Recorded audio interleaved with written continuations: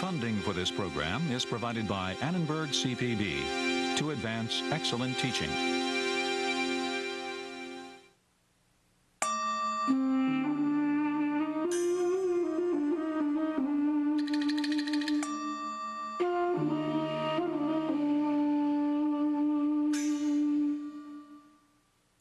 How do we know what happened last week, last year, 1,000 years ago? How are memory and history different? And what are the special challenges scholars face in reconstructing world history from the many individual and collective memories of people around the globe? World history is a dynamic process, and although all history is selective in some way or another, world history, because it is all about the patterns and the processes of the past, identifying those patterns means that it's important to know who's telling the story.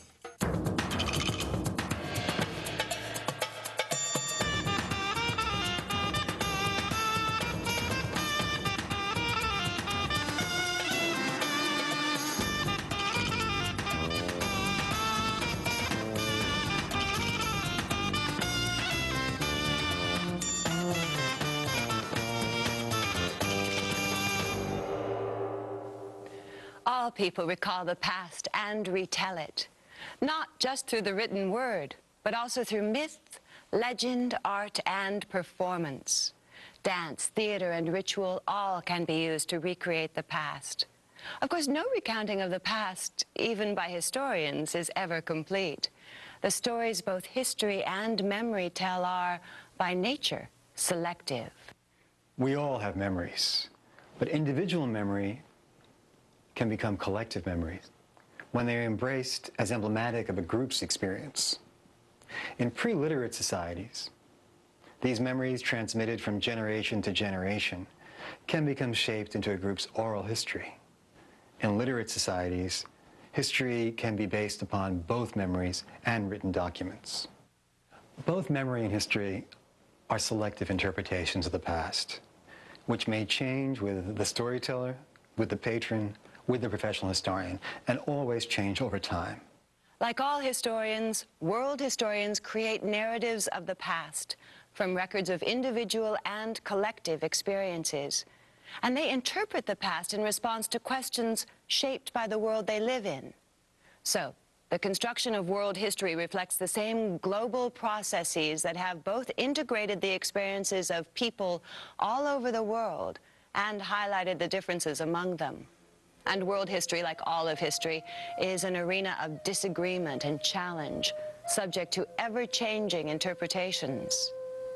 The complex relationship between history and memory can best be demonstrated through historical example. How did new evidence and new ways of interpreting artifacts transform historians' understanding of the ancient Maya in Mesoamerica? How can a community such as the Luba people in southern Congo remember and preserve their past without written texts? And finally, how is collective memory represented and contested in the public realm? Insights into a community's collective memory and the changing interpretations of the past can be revealed through the example of Christopher Columbus, once considered to have discovered America.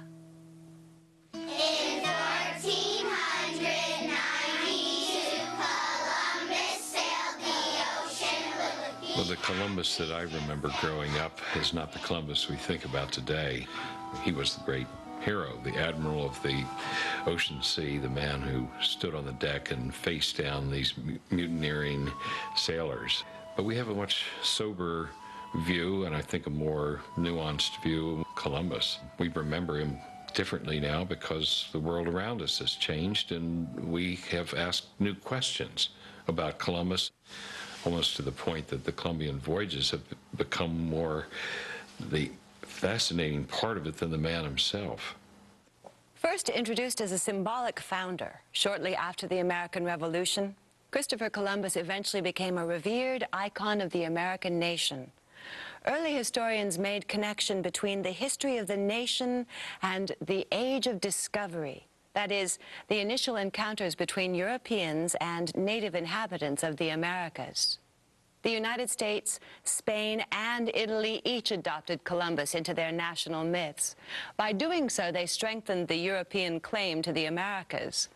Washington Irving's biography of the Admiral appeared in almost 200 editions and was translated into 8 languages.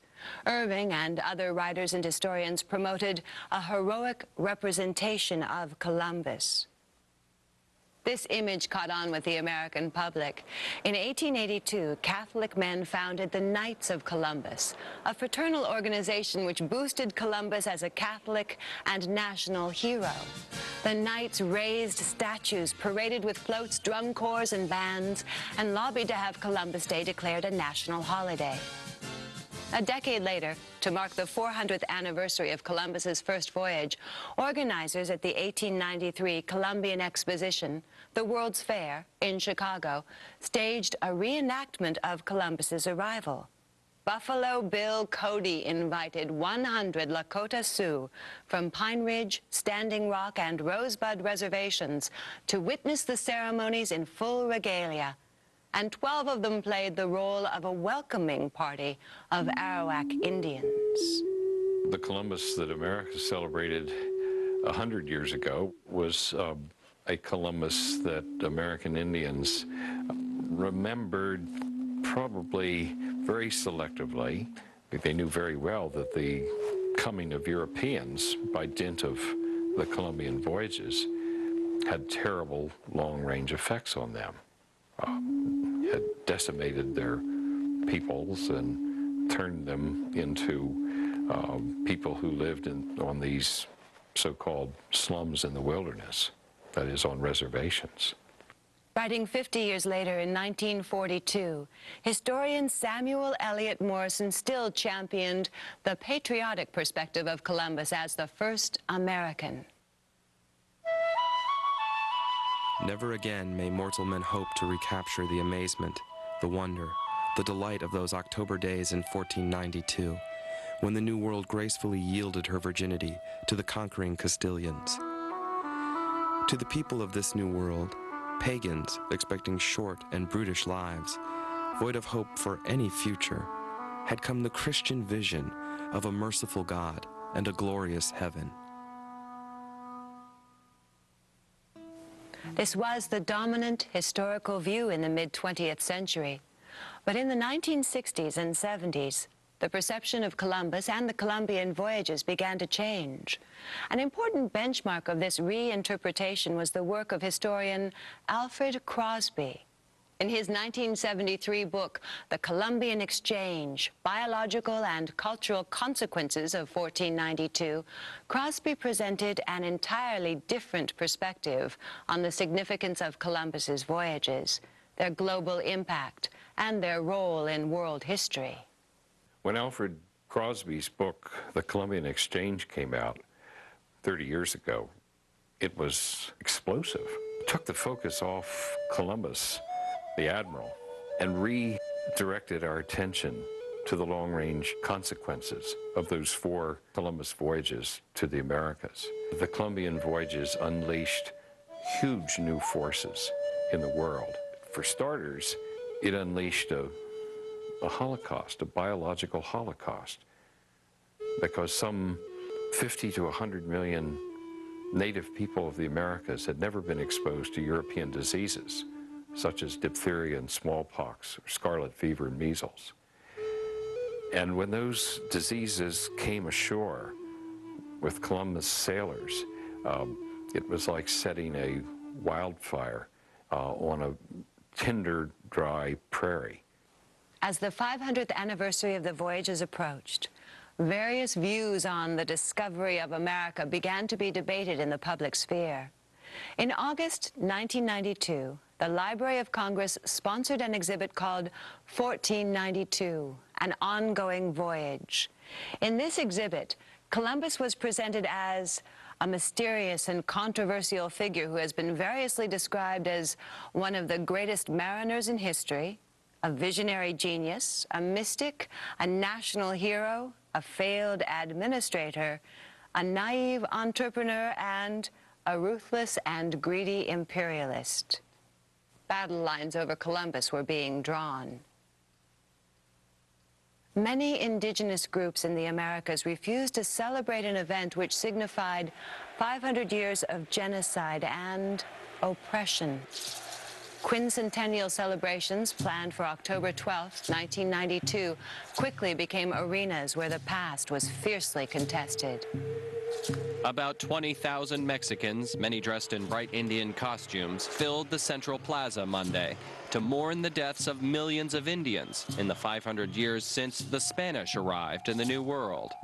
In Columbus, Ohio, the largest city in the world named for the explorer, only about 2 blocks separated the opposing viewpoints. Philadelphia police say protesters dressed in traditional Native American garb tossed red paint Sunday at a new monument honoring Christopher Columbus. It's interesting to think about the words we use, the verbs we use to put Columbus into action and reaching the Americas. It used to be that he discovered the Americas. I mean, that was just taken as a given. He discovered the Americas. Well, now, wait a minute. If there were 70 million people already here, then he was finding his way to them, but he didn't discover them. So the words have moved from discovery to encounter, for some even invasion. Not only had the perception of Columbus himself changed, but so had the reasons for seeing his voyages as important. Columbus was now being recognized for transforming the Atlantic Ocean from an impassable barrier to a bridge. The Columbian voyages set in motion processes that call for continual reevaluation by world historians. The controversy surrounding Columbus was played out in a public arena and was influenced by global decolonization and human rights movements. But the changing views of Columbus's voyages in world history were based in part on new evidence from archaeology. Tracing the physical presence of Columbus's landfalls in the Caribbean allowed Crosby and others to see the influence of these voyages in a new light. A similar transformation in interpretation of the past can be seen in the dramatic revision of views of the ancient Maya that took place over more than a century.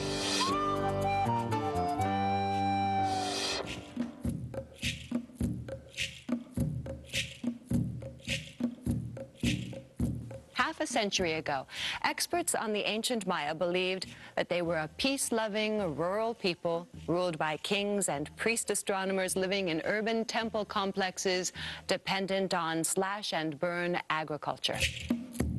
Today, historians view the ancient Maya as a warlike urban people ruled by divine kings in densely populated cities supported by sophisticated farming. How did the study of the ancient Maya as a scholarly field emerge?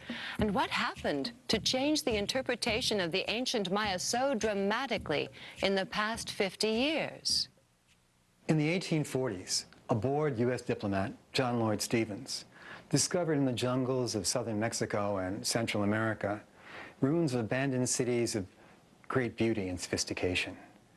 Stephens believed that it was the ancestors of the Maya, the local indigenous peoples, who had built Palenque, Copan, and Uxmal. But more racist European experts refused to believe that such primitive Indians could create an art and architecture of such sophistication. So they invented elaborate theories of migrating Egyptians and wandering Jews to explain it.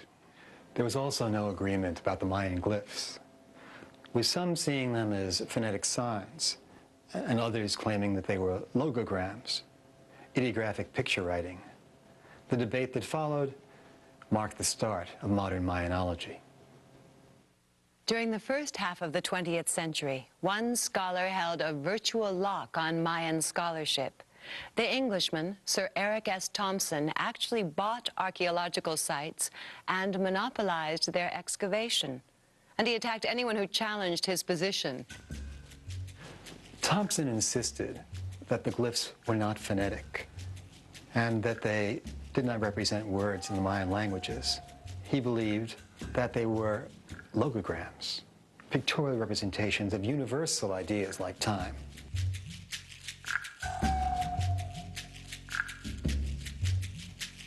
One of the first events to shatter these myths about the Maya occurred in 1960. Architect Tatiana Proskoryakov examined the glyphs on monuments in newly discovered Mayan cities. She determined that the characters chronicled great families and events of Mayan history. In the 1970s, a series of conferences brought together a multidisciplinary team to crack the Mayan code. Experts in linguistics, anthropology, ethnohistory, archaeology, and art history all brought different questions and interpretations to the table. The late Mayan epigrapher and art historian Linda Schiele described how the team teased out meaning from the archaeological record. The ancient Maya coordinated different systems of information in their objects so that pottery painting, narrative sculpture, and architectural decoration not only pictured action, person, and context, but also included parallel and often complementary information in written texts. We know now that the Mayan glyphs represent both a phonetic system, with 150 glyphs standing for spoken syllables, and a system of logograms, standing for whole words, but in the Mayan languages. This panel of glyphs from the city-state of Palenque was discovered in 1921, but could not be completely deciphered until the 1990s. Today, the panel reveals the story of the royal family of Palenque. For the first time, historians are able to construct a history of this ancient kingdom in the Americas. Piece by piece, the new evidence created a revolution in Mayan studies.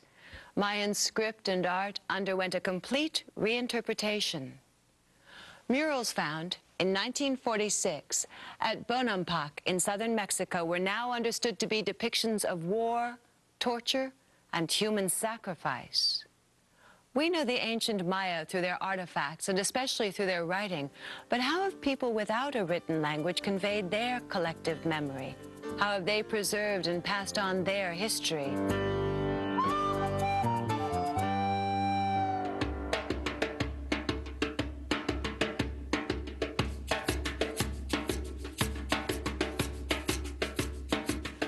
There are many ways of recording the past.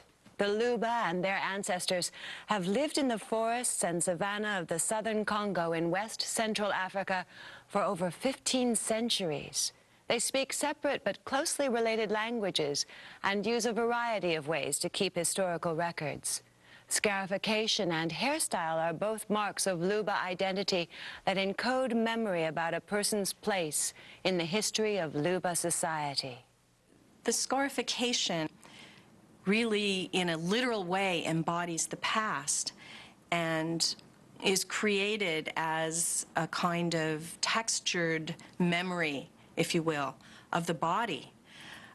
It's a permanent record, and yet it can also change.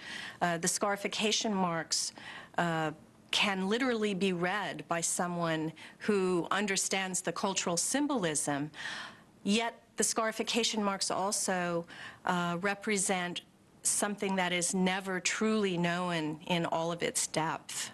It's secret. Skilled woodcarvers among the Luba practiced their craft on numerous items, such as this chief's royal staff.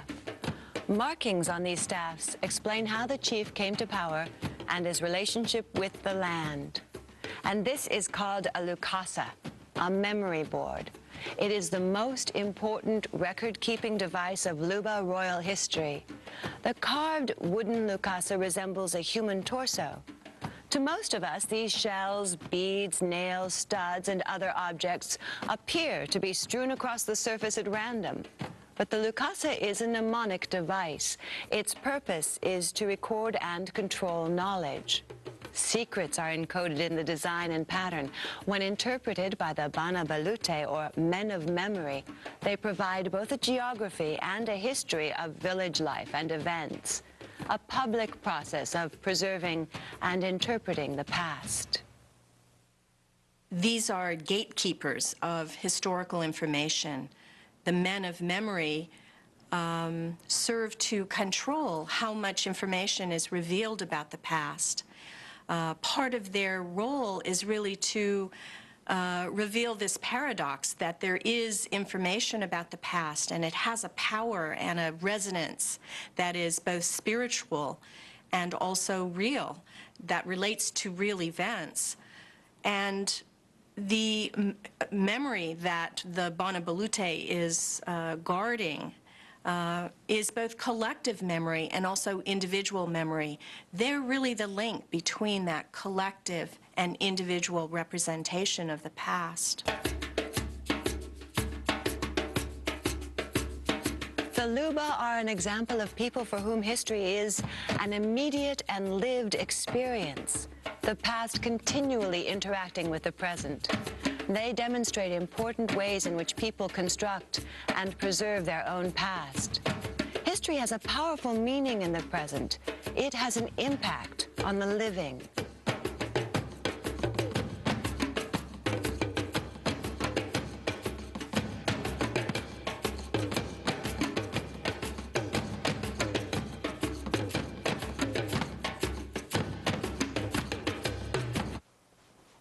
Museums collect, preserve, and interpret the past. They are both a repository and a representation of collective memory. But they can also represent a particular point of view of the past. They construct social memory, memory that can be challenged by alternative visions. 지금의 정령 협정을 In 1993, South Korean President Kim Young-sam expressed his desire to destroy the building which housed the National Museum in Seoul. It had been built during Japanese occupation of Korea as the headquarters for the colonial government, constructed with the forced labor of 50,000 Koreans. But since 1986, the building had housed South Korea's greatest historical and cultural treasures. The Korean president's plan to destroy the building generated great controversy. From the perspective of many Koreans, the National Museum building ultimately symbolized the suffering of the Korean people under Japanese rule. Their ancestral treasures were housed side by side with colonial memories. It was viewed as an icon of a painful past. Despite strong protests from architectural historians, on August 15, 1995, the Korean government demolished the building. It was the 50th anniversary of Korean independence from Japan. Today, the site of the old museum is a park. A few piles of rubble from the building remain as reminders of the bitter days of Japanese rule. In fall 1995, after the destruction of the building, an international design competition for a new museum was won by a Korean architect. The controversy over this building in Korea illustrates the ways national museums represent the past and embody collective memory. Commemorating the past is always a delicate and complex process, full of political meaning and often open to debate. In a sense, historical memory can be a very personal thing. Our experiences and those of our ancestors belong to us, and we have a stake in how they get presented. All history, even ancient history, is contemporary history, because each generation and group rewrites that history in the light of their own values, perspectives, experiences, and concerns, so that even a history of the ancient Maya can be seen as having political implications for today. Historians may feel under external and internal pressure to shape their histories accordingly. This is even more likely when the subject is a contemporary history of trauma, and where the sources for that history are largely human memory. Memory, individual and collective, is an important source for history, especially for relating and analyzing the historical experience of individuals and groups who are unlikely to leave written documents. But memory can be a slippery source, particularly where traumatic or controversial events are remembered. Years later, people often remember not what they did, but what they wish they would have done. Not what a group did, but what it should have done. Individual and collective memories can also mix and merge in ways that raise questions of historical truth, the answers to which are often complex and not always clear. Rigoberta Menchú, the Maya activist who received the Nobel Peace Prize in 1992 for her work in defense of indigenous peoples of Guatemala, wrote a famous autobiography recounting the atrocities that she and they suffered. It has been attacked for making false claims as to what she personally saw and experienced, and defended as an accurate account of the collective experiences of her people. Both are true. The question for the historian is, what is the value of her testimony as a historical source? Is the question that different historians will answer differently. Those answers will shape their histories in different molds, creating a clash of historical interpretations. That is why history and memory are contested terrain. History, a struggle over the past in the present to shape the future, is always contested terrain. Historians recognize memory as contested terrain. There will always be multiple contending versions of the past that must be sorted through and evaluated. The task for world historians is to construct an integrated past that retains voices of difference. World history in the 21st century will be created by an ongoing dialogue between the common and collective past and the many individual voices of memory that past contains.